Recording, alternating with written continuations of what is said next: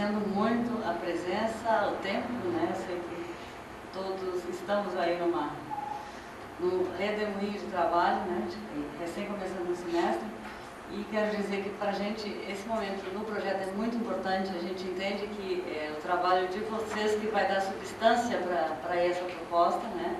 E a gente entende a importância, né, dessa construção coletiva e a possibilidade desses materiais, né, eles vão perdurar e a gente vai estar contribuindo para a construção aí de uma nova cultura nas nossas escolas, mais afinada com a contemporaneidade, né? Eu acho que essa é a proposta, né? Sejam bem-vindos aos que estão de braços abertos para recebê-los. A gente quer se constituir um grupo muito unido, muito junto, porque eu acho que isso vai fazer a diferença na construção dos materiais.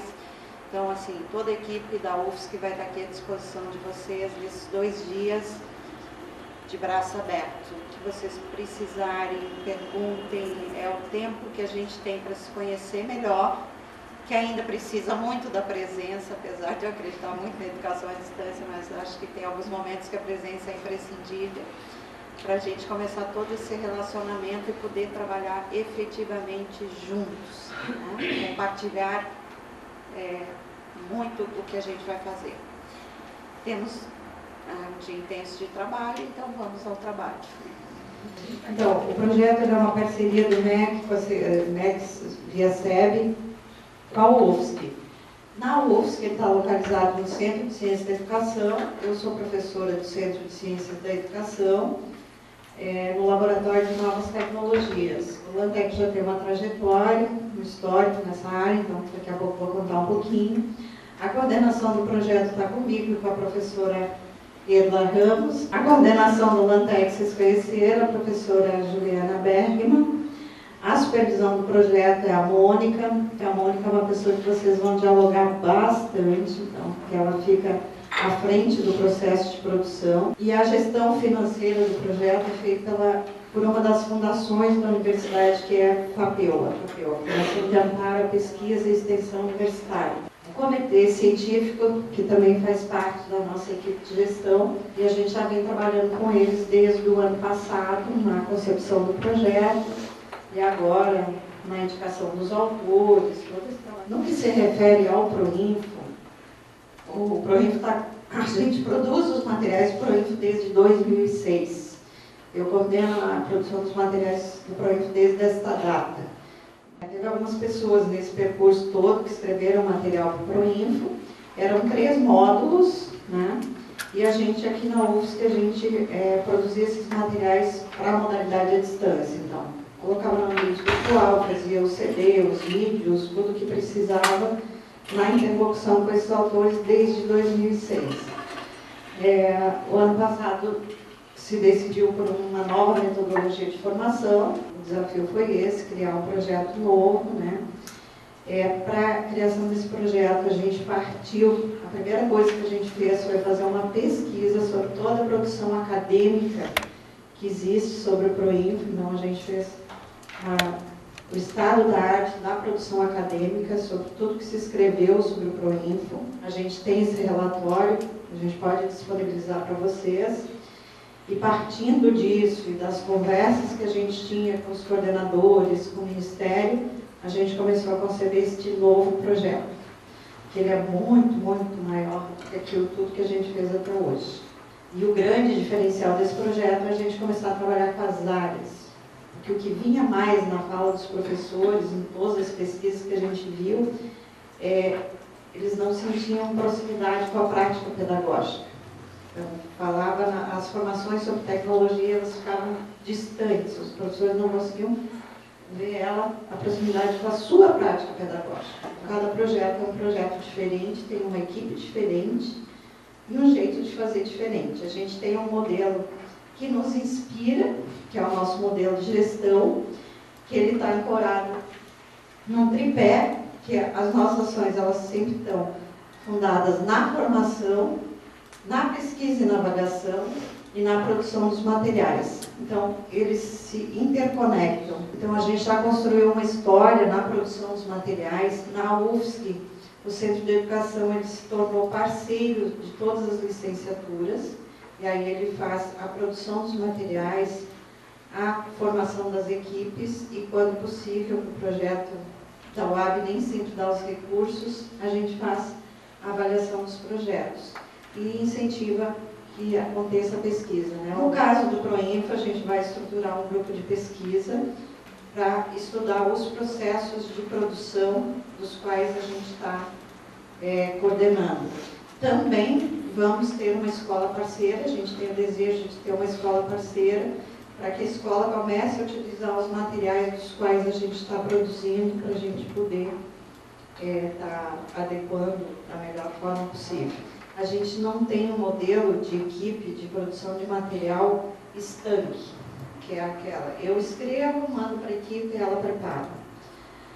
A gente gosta de construir um processo conjunto, desde o começo, que o autor interage com a equipe de produção. Designer educacional, os designers, quem vai produzir animação, quem vai gravar os vídeos.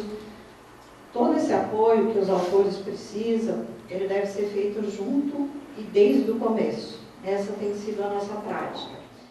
Ela vai apresentar o projeto agora, né? Então, a proposta, eu quero começar falando um pouco do que a gente entende seja esse momento atual do uso de tecnologias nas nossas escolas, né?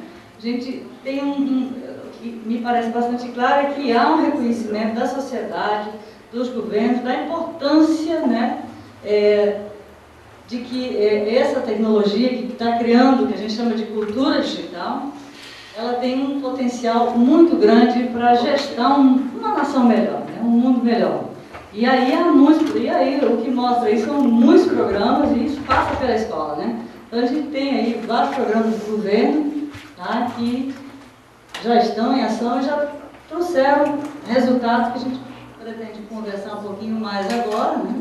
Então temos uma mudança cultural muito grande, onde as relações humanas todas estão mudando, essas relações estão passando a ser mediadas por essas tecnologias, isso muda a cultura, né?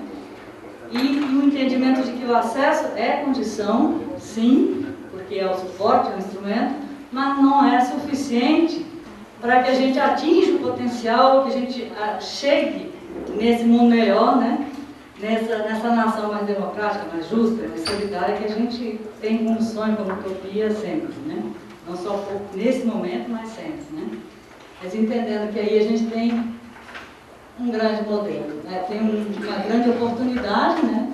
E que a gente precisa mudar os nossos modelos de formação, já que estamos vivendo uma cultura bastante diferenciada. E se a gente for olhar a questão da integração, eu acho que essa é uma das questões que esse curso quer mudar, né? É que todos os discursos que tentam orientar essa integração das tecnologias na escola, eles são muito generalistas, falam da grande importância das tecnologias na escola, né? Que a escola precisa se apropriar, né? Inclusive os nossos PCNs, né? Que já são meio antigos, não tem nenhum documento para valer substituindo, e eles também são bem generalistas, né? Então nesse curso a gente quer sair dessa generalidade, né? O UCA também tentou, mas eu acho que também nós precisamos avançar para além do UCA. A gente não chegou no dia a dia, na prática, né? A construção dos conceitos nas disciplinas, eu acho que é isso que está precisando. Encarar em cada disciplina sem perder a perspectiva da interdisciplinaridade, né? do trabalho com temas transversais, mas que, bom, como é que eu construo determinados conceitos ou determinadas competências em cada disciplina? Eu acho que esse é um dos diferenciais que a gente tem aí, e isso a gente sabe que precisa ser lá na escola, na prática, né? Sendo construído, né? Então, aí o desafio, como a gente vinha falando, é que a gente ultrapasse esse nível de influência digital, né? E coordene isso com reflexão pedagógica que traga mudanças pedagógicas reais, né? Que a gente dê alguns passos na direção de integração para valer no currículo, e aí temos que discutir também o que é currículo, né? E ter clareza, então, que não se trata aqui apenas de produzir mais materiais, mas a gente precisa de um novo modelo de formação. E se a gente quer um novo modelo de formação, né, então vamos pensar um pouquinho o que se demanda desse profissional para ele conseguir fazer essa introdução, essa integração, né? que esses profissionais, para eles realmente mudar, evoluírem na sua prática, fazendo essa integração, eles precisam pensar de modo autêntico e genuíno, no sentido de que as decisões têm que ser deles, né? Não somos nós de fora dizendo o que eles devem fazer, mas sim provocando que eles pensem como eles podem fazer melhor, como eles podem, a partir do que eles já sabem, né, fazer um trabalho que seja mais, promover que seja um trabalho mais significativo, né? Uma citação da professora Almeida que eu acho importante entender que se a gente quer mudança, se a gente quer inovação, isso não se faz de um modo simples, né? Isso é complexo. Essa instituição precisa definir suas prioridades. Aquela instituição tem que enfrentar os seus conflitos. Nem tudo vai ser passivo de previsão. As pessoas vão ter que, no dia a dia, refletir e tomar decisões, né? E chegar a consensos que não vão ser definitivos também, que vão precisar ser revistos, né? Entendendo também que essas tecnologias, elas estruturam a atividade pedagógica. Quando você muda o modo, muda a ferramenta, muda todo o processo. Então, elas estruturam o modo de fazer, de agir, né? De construir. E isso impacta toda a instituição, todas as relações da escola. Não é uma coisa simples, né?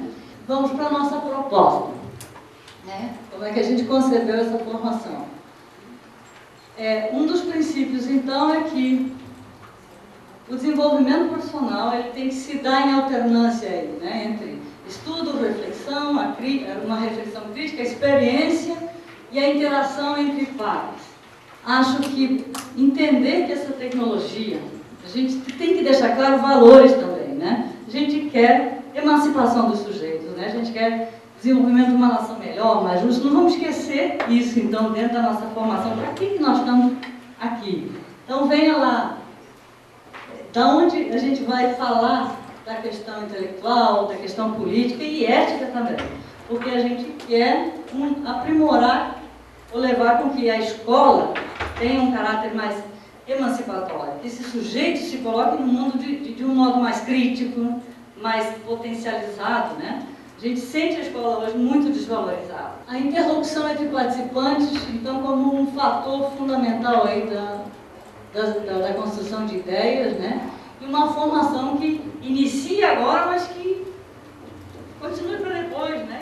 Aí vem uma outra questão, é que tem muito saber na escola, muito saber já. E a escola, por não ter espaço, se ela pudesse lá mesmo compartilhar esses saberes, ela se transformaria, ela é a principal instância formadora dentro do processo, né? Então, se a escola tivesse também uma gestão pedagógica, trazer para a escola uma gestão pedagógica que promova a formação lá mesmo, reconhecendo os seus saberes, valorizando os seus saberes e interagindo com as universidades e tal, mas que venha de lá a busca por essa formação, né? E um fortalecimento do coletivo no contexto escolar. Isso foi um aprendizado muito grande, assim. A gente podia até ter digamos, desconfiar levemente disso, mas o UCA deixou muito claro.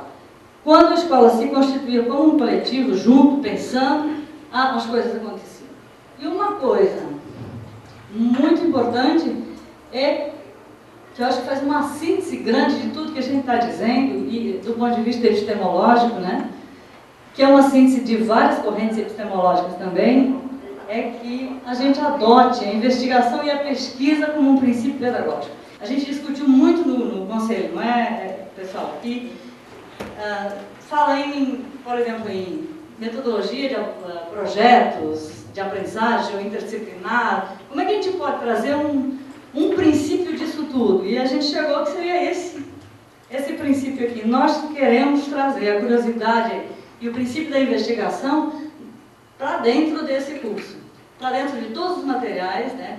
Para dentro do modo como nós vamos produzir esses materiais também, que a gente também se coloque sempre numa perspectiva de estar investigando o que a gente está fazendo e que a gente leve essa perspectiva para os professores, que eles se transformem em investigadores da sua prática e, por sua vez, que os alunos, né, que isso contamine todos nós, que os alunos também, quando eles forem programar seus planos de aula, suas ações pedagógicas, que eles levem esse princípio também, que os meninos também se transformem em investigadores daquilo que eles estão aprendendo.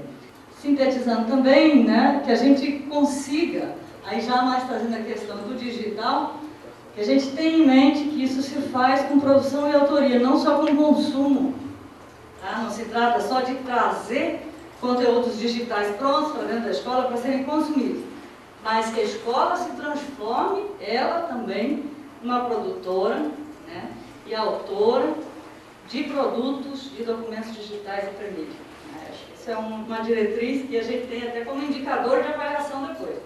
E uma outra questão é a criação de redes e comunidades virtuais de aprendizagem. Que nível de troca e de interação, né, esses nossos cursistas estabeleceram uns com os outros. Então, vamos agora a questões, né, mais práticas. Para quem se destina essa formação? A todos os educadores das redes públicas das escolas brasileiras, professores e equipe gestora e formadores dos NTEs e NTMs, né? É um curso em nível de especialização, começando para os formadores em 2013 e para os professores e equipe gestora em 2014. 2013 em outubro, agora no final do ano, né? E para os professores e equipe gestora em 2014. Entender a equipe gestora aqui, usou esse termo porque a equipe gestora entraria desde a pessoa da biblioteca, o coordenador pedagógico, o orientador, né, o diretor da escola, a secretária e o corpo técnico também das secretarias. Né? Qual é o objetivo que a gente tem, então? Formar educadores para integrar crítica e criativamente as tecnologias digitais de comunicação e informação ao currículo. Onde o que a gente quer é sair desse nível de apropriação. Porque o nosso cursista, a gente tem como um dos critérios, que o cursista que vai entrar, ele já é um cursista que se apropriou para o uso pessoal. Ele não é um cara que não está pegando mouse. Tá? Ele já é um cara que conhece as tecnologias para esse uso mais básico. Né? Até onde, mas ele ainda não usa, ninguém vai exigir que ele já tenha experiência com seus alunos e tal. Então, a gente quer que ele passe por uma fase onde ele comece a experimentar com os seus alunos e que ele chegue num estágio em que ele começa a mudar a sua prática, ele começa a refletir sobre novas possibilidades e ele começa a mudar. A gente quer que, ao começar a mudar a sua prática, em 1 ano e meio, ele já comece a apontar para criar conflitos dentro da escola e comece a discutir. Que a partir daí ele tenha que começar a discutir essas possibilidades de mudança da escola, em tempos, em espaços, que a gente crie alguns problemas, né, com essa mudança. E uma diretriz importante, que eu acho que é um diferencial, o curso, a formação, ela é dirigida para o coletivo escolar. Então, a inscrição não vai ser feita por um cursista, vai ser feita pela escola. E tem que vir inscritos pelo menos 4 professores, 2 gestores e alguém dos núcleos de tecnologias. Então, a formação ela é dirigida para esse conjunto. Então, vocês vão se dirigir na autoria, muitas vezes, para esse grupo todo que está em formação.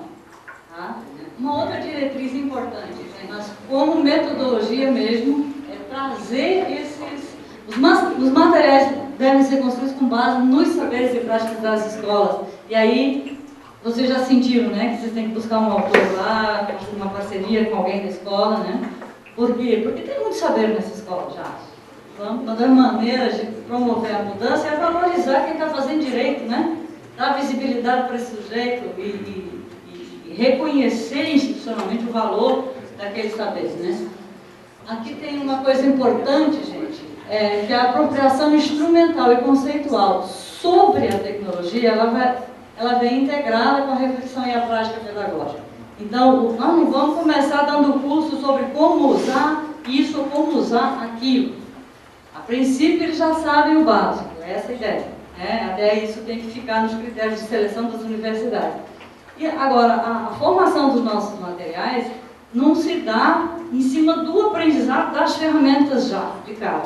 Vamos criar a necessidade do uso dessas ferramentas E aí, então, vamos encaminhar para o aprendizado do uso. Que a apropriação das ferramentas não seja só instrumental, que ela seja também conceitual. Quando a gente falar das ferramentas, é importante que a gente diga o que é aquela ferramenta, e não só como a gente usa essa ferramenta. Tá? Porque, por exemplo, a gente tem que saber o que é a internet para poder ser crítico.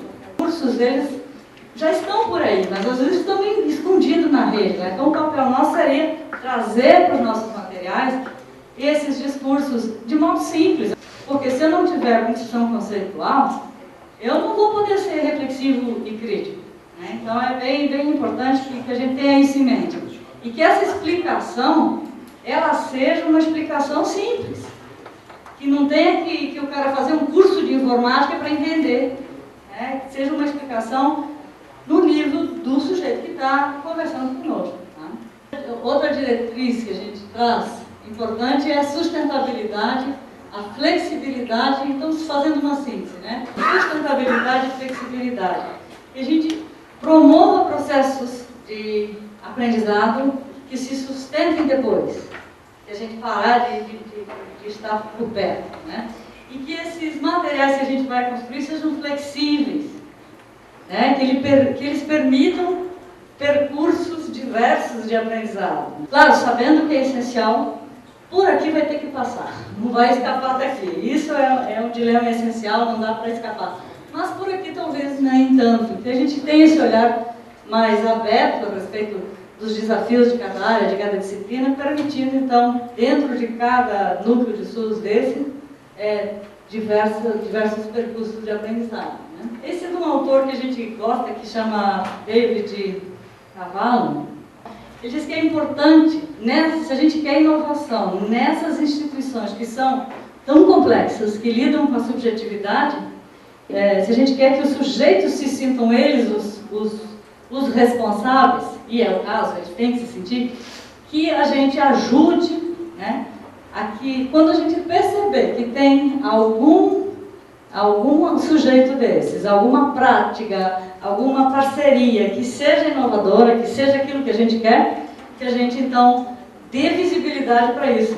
Então esse é um mecanismo incubador, quer dizer, promover isso, promover que o sujeito perceba que a mudança é bacana, é legal, entende? Fazer com que ele deseje a mudança. E outra foi quando eles começaram a fazer estudos direto com os alunos. Né? Quando eu parei de dizer que era bacana, ele dizia: vá lá e observe vá lá e observe 2 alunos. Né? Agora experimente com um grupo, os outros olhando. Então, isso são mecanismos que incubam a mudança, né? Que, a partir de dentro, sem ser a gente dizendo, bacana é isso. Então, como é que está composto esse curso? Né? Então, são núcleos de estudo modulares. A gente gostaria, então, que em diferentes composições, né, vão permitir aí trajetos, percursos de aprendizagem diferenciados, por isso a flexibilidade, né? E interdependência e organicidade entre eles. Quer dizer, não são coisas soltas, são coisas que vão também ter encaixes, né? Os núcleos de estudo devem conversar um com o outro, né? E a partir de um modelo pedagógico comum. Então, quais são os componentes? Temos 3 componentes, que são os núcleos de estudos, o plano de ação coletiva, que a gente chama de PLAC, tá? E o trabalho de conclusão de curso. Os núcleos de estudos, eles são divididos em núcleos de base, específicos e avançados. Tá? Então, os de base são obrigatórios, são 2, aprender na cultura digital e integração currículo e tecnologia. Né? Os núcleos específicos, que atendem a especificidade desde níveis de ensino, como, por exemplo, séries iniciais, né? Depois, educação infantil, áreas específicas, como vocês representam aqui, para fundamental 2, né? E para ensino médio. Há algumas áreas mais integradas, como artes, que aí a gente não tem diferenciação médio e fundamental. Acho que a educação física vai ser assim também. Tem mais uma que é integrada com tecnologias assistivas. Tá? E depois temos os núcleos avançados. Né? Então, os núcleos avançados, a gente tem 4 hoje, que são aquele que a gente já conversou, que é a professora Lúcia Santaella que vai desenvolver, aquele que a gente já mencionou também, que é o Rui Pietro Paolo, vai desenvolver, que é a questão de tratamento da informação, não vem esse nome, ética digital e games, né? Importante. Núcleos de bases, eles são para todos, são aqueles conhecimentos que são para todos, são obrigatórios, tá? Os específicos são para todos dentro da especificidade também. Ah, tem de gestão do específico também que não está aqui, faltou mencionar esse autor antes. Tem um núcleo específico para os gestores, tá? Os avançados, eles são obrigatórios, mas para a seleção de um. Se quiser fazer mais de um, pode, mas pelo menos um avançado o professor deve fazer no programa, tá? Então, o que é esse plano de ação coletiva que vocês estão perguntando? Ele é a espinha dorsal da proposta, gente. Ele aglutina e insere a discussão sobre o uso das tecnologias, né, objetivando consolidar a escola como um coletivo e como uma entidade formadora. Uma escola que se pensa, que decide e reflete sobre o seu dia a dia, sobre o seu cotidiano. Claro que vai ter também intervenções teóricas nesse processo, por que você deve discutir, por que você deve narrar o que você fez, né? Então a ideia aqui, gente, a gente teria esse PLAC, que é esse Plano de Ação Coletiva, como sendo a linha condutora do curso, essa discussão dentro do coletivo da escola. Como é que a gente pensou?